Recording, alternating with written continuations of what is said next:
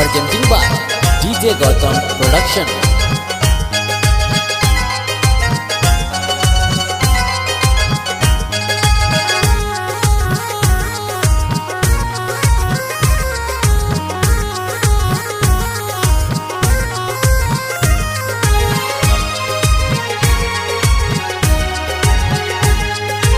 जान गगन सायलो आखि सपना देखै छी हम।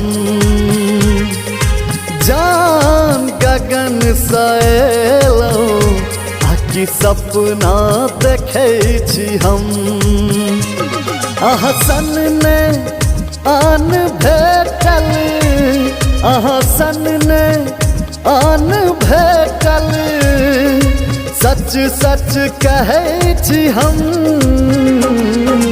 जान गगन सायलो आखि सपना देखै छी हम।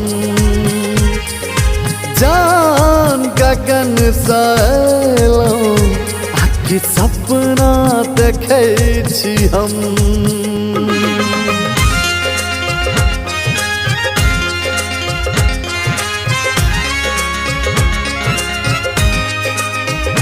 हे हे हे हे हे ला ला ला ला ला ला।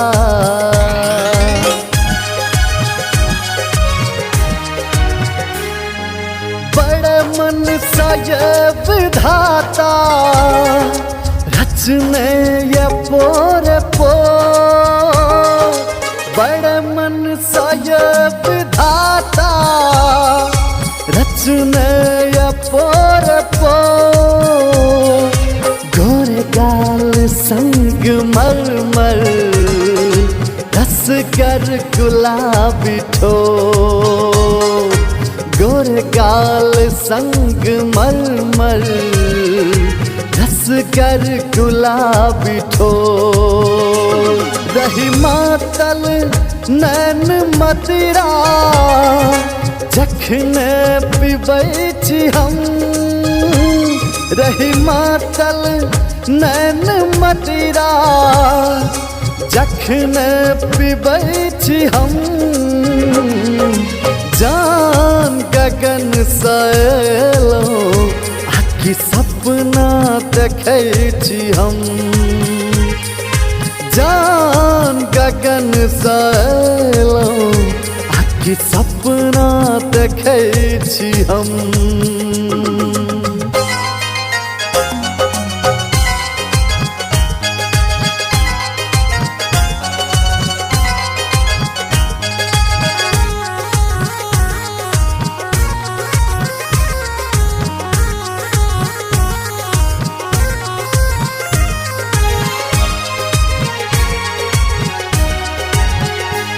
केसकारी दाग रस्मक खुल सावन घटाल जाबे। केसकारी दाग रस्मक खुल सावन घटाल जाबे। पूर्वो गबै छै सुर में अहाँ आँचर लहराबी। हे पूर्वो गबै छै सुर में अहाँ आँचर लहराबी। जादू करैया नथिया लाल बिंदिया करे मगन। जादू केलकिया नथिया लाल बिंदिया करे मगन। जान गगन सायलो आखि सपना देखै छी हम। जान गगन सायलो आखि सपना देखै छी हम।